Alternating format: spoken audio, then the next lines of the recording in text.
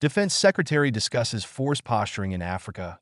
Europe Defense Secretary Pete Hegseth today spoke about DoD's force posturing priorities on the European and African continents while meeting with members of the media during a visit to U.S. Africa Command in Stuttgart, Germany. When asked whether visiting AFRICOM on his first overseas trip as defense secretary should be taken as a sign that U.S. strategic aims in Africa are changing, Hegseth pointed to the threat posed by China in that region. He said China's intentions are pernicious, not just in their part of the world, but also on the African continent. And America's posture there, along with allies and partners, is going to matter in regard to contesting that space. So, it certainly remains a priority, he continued.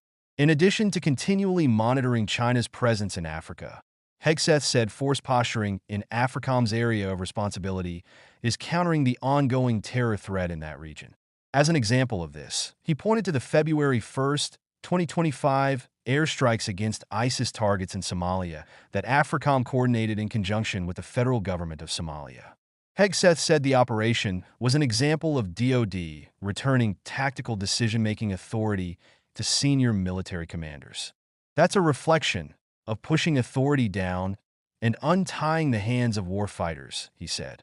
Such decisions should be made at the four-star level or at the Secretary of Defense level more quickly based on the ability to degrade the enemy, he added.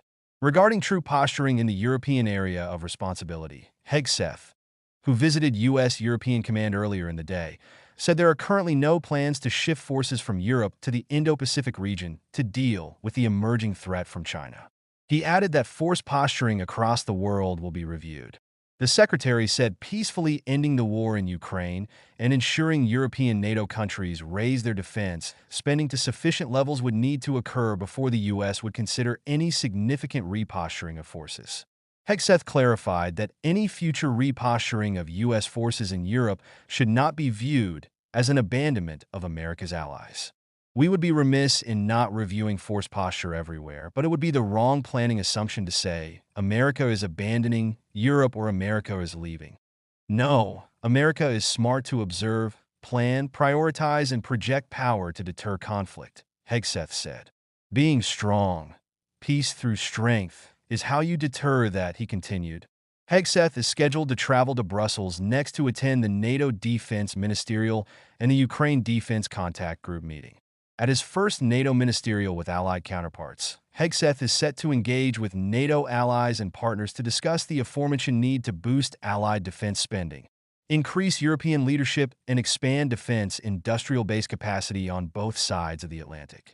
At the UDCG, Hegseth plans to reiterate President Donald J. Trump's commitment to a diplomatic and expedient end to the war in Ukraine and highlight the need for increased European leadership on security assistance to that country. The urgency of this moment requires friends talking to friends about capabilities, leadership, stepping up, burden sharing, and the incentives to say the European continent deserves to be free from any aggression. But it ought to be those in the neighborhood investing the most in that individual and collective defense, he said.